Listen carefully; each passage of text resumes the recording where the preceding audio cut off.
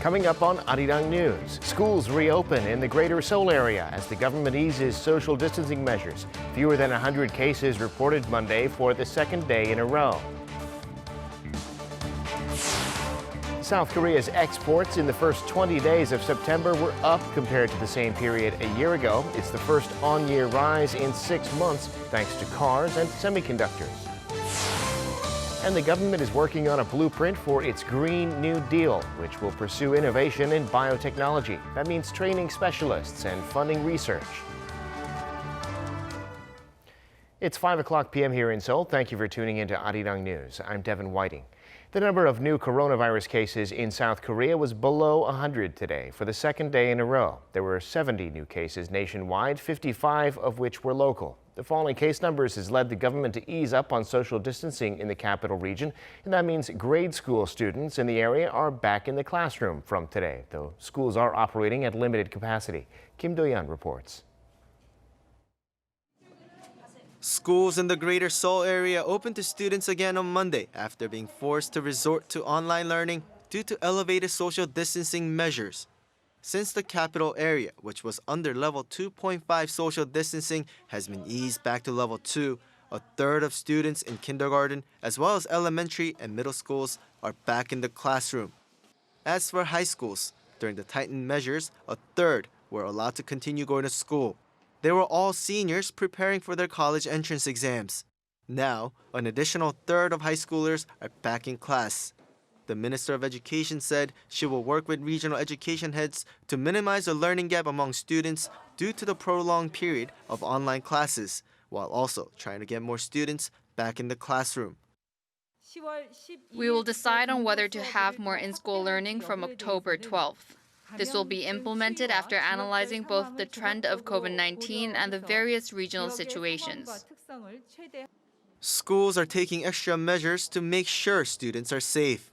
Students' temperatures are taken as they enter the school grounds. If a student has a high temperature, they're sent home. Inside school, students have to maintain a safe distance between each other and they have to wear face masks at all times. In addition, cafeterias have installed clear screens to divide students during lunch breaks. Some 40% of schools in South Korea are located within the capital area. And with the country going under a special quarantine period during the upcoming Chuseok holidays, schools are doing all they can to ensure that this time their doors can remain open. Kim Do-yeon, Arirang News.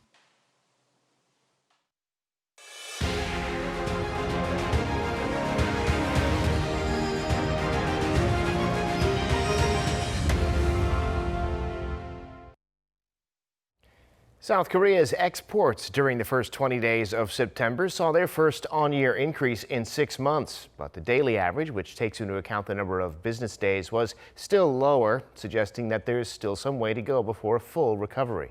Kim Sung-min reports. South Korea's exports during the first 20 days in September edged up for the first time in 6 months, following an improvement in semiconductor and automobile shipments. According to Korea Customs Service on Monday, the country's exports from September 1st to 20th amounted to some $29.6 billion, up 3.6% on year. Semiconductors jumped 25.3%, while automobiles surged almost 40%. By country, shipments to the U.S. increased the most, up 16%, followed by China, while exports to Japan plunged by some 18%. However, these figures do not mean the country's exports have fully recovered. South Korea's daily average exports were still some 9.8% lower compared to the same period last year. That came as there were 2 more operating days in this year's period. In fact, the best scenario is that export figures level out. It would be difficult to expect the country's exports to make a clear V-shaped recovery. It's at the stage of improving slowly. However, experts do forecast that export figures will not get worse like they did at the start of the pandemic. Meanwhile, many South Korean exporters predict that the business environment for them over the next 3 months will be similar to the current situation. The latest export business survey index announced by the Korea International Trade Association stood at 100.2, indicating that businesses assume the environment will be similar to that of the previous quarter. The report also said external factors like the ban on the Chinese tech giant Huawei could be a variable for the rest of the year. Kim Sung-min, Arirang News. As part of the South Korean government's Green New Deal, it's working on developing new biotechnology, like alternative foods, for example. It's also going to train more people to work in the fields of new medicine and precision medicine. Ji-young has more. South Korea is to come up with a roadmap within this year for developing core biotechnology for Korean New Deal projects. Finance Minister Hong Nam-gi, in a meeting with economy-related ministers on Monday, discussed ways to upgrade the country's bio-industry and promote Korea's green growth.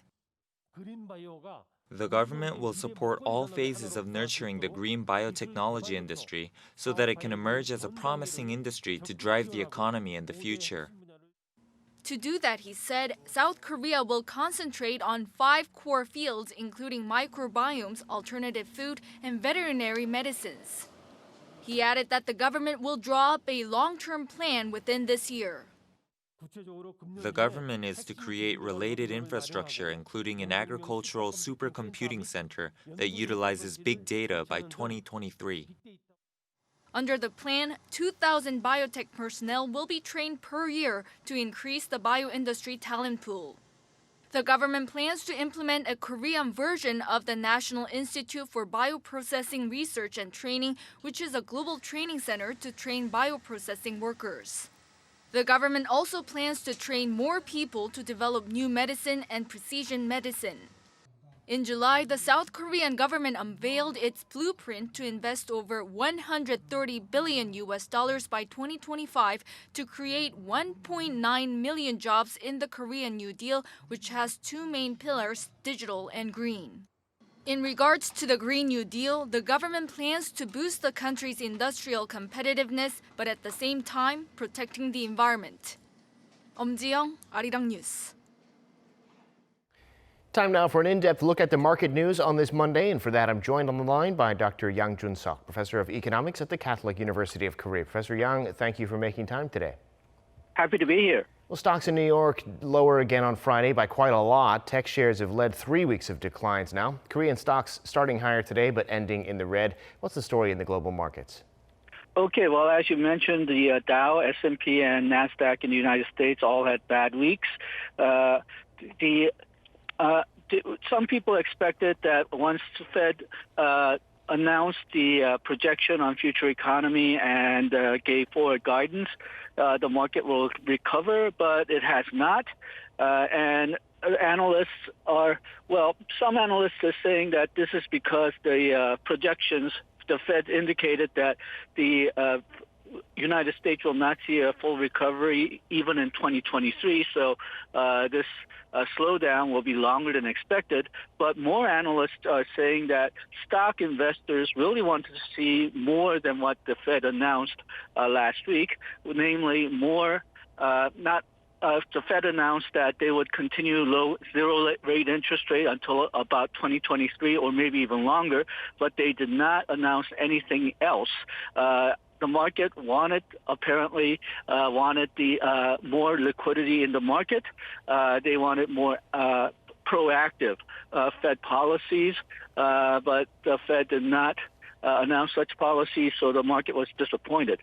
If the latter explanation is true, though, and the market wanted to have more liquidity in order to have the stock market continue, then one interpretation of that is that the market will be driven only by liquidity and not the firm's performance themselves.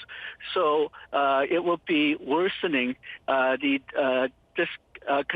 disparity we see between the real economy and the stock market, in which case this drop in the stock market may actually be good because it might be putting a needle in the bubble that might be forming in the stock market right now. The other markets, the European markets, basically followed the U.S. lead, so they had a very bad week.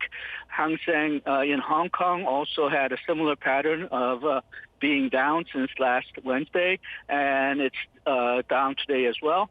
Shanghai rose rapidly on Friday, but it lost some of their gains today. And Nikkei, again, followed the global trend and had a bad week. And this is the same for Kospi and Kosdaq as well. They both had a very bad week since last Tuesday. And for today, Kospi lost 0.95%, Kosdaq lost 2.46%.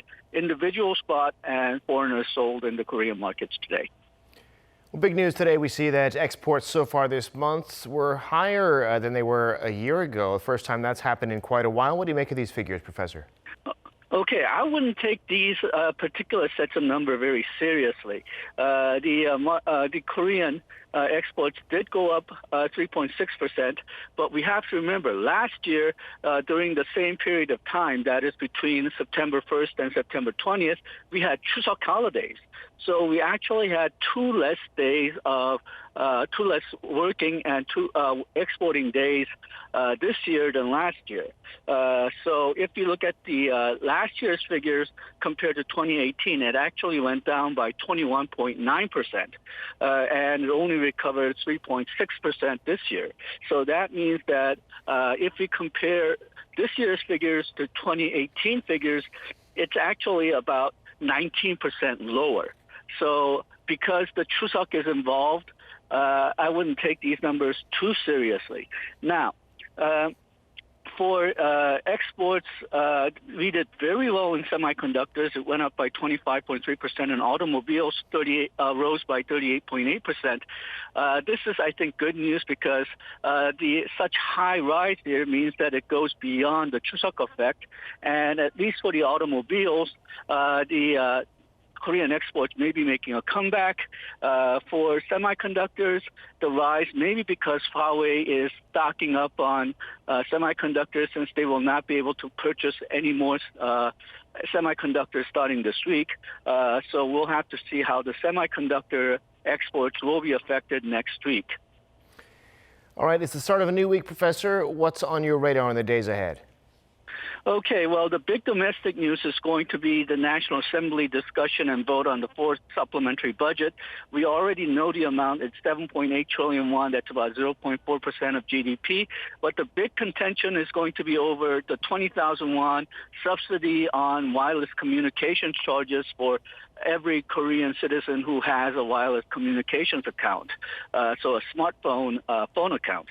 But most minority parties, including parties which are usually friendly to the ruling party, is against this particular subsidy to everybody, and a lot of minority parties want to divert the fund into subsidizing flu shots instead, which personally I think makes more sense to me, but the ruling party is saying that there's a lot of difficulty in using that money for the flu shots, and we'll have a lot of fighting over that in the National Assembly this week. All right, we'll be watching to see how that turns out and speak later in the week. Thank you, Professor Young. Thank you. Now, the Chinese video sharing app TikTok is still available in the U.S. for now after President Trump tentatively approved a deal for its takeover by American companies. The ban on messaging app WeChat, though, has also been suspended due to the intervention of a judge in California. Kim Jae-hee reports. The U.S. Department of Commerce had previously announced on Friday that it would ban TikTok and WeChat from U.S. app stores from late Sunday, citing national security and data privacy concerns. The ban order followed U.S. President Donald Trump's executive orders signed back in August. But both the apps have now been given a reprieve from the ban, at least for the time being. TikTok was granted a delay on the ban as President Trump tentatively approved a potential deal in which Oracle and Walmart would take control of TikTok's U.S. operations. Trump blessed the deal, saying Oracle would ensure security to protect U.S. user data and TikTok would create some 25,000 jobs. The U.S. Secretary of Commerce Wilbur Ross announced on Saturday the one-week delay on TikTok's ban, citing recent positive developments.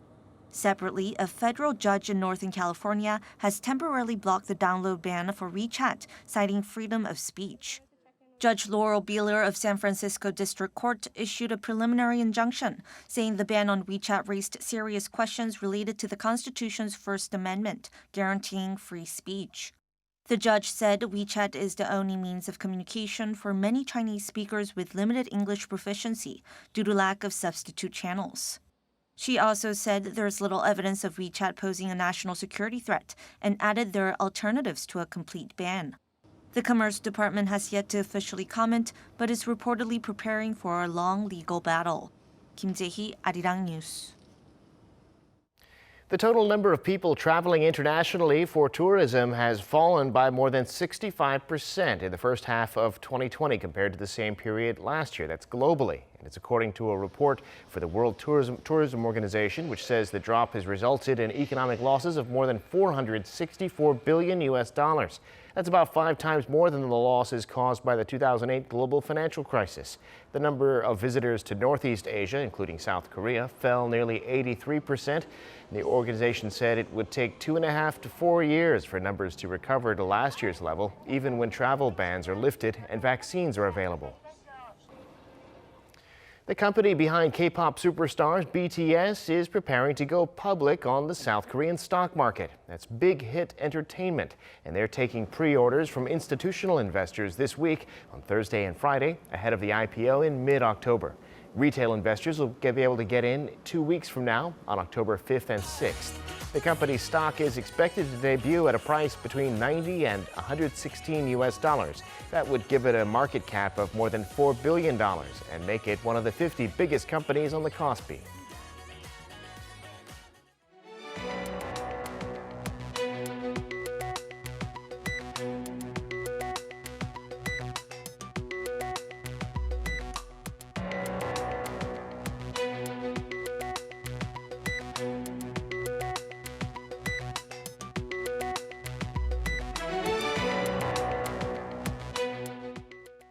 And that does it for this newscast. Thank you for watching.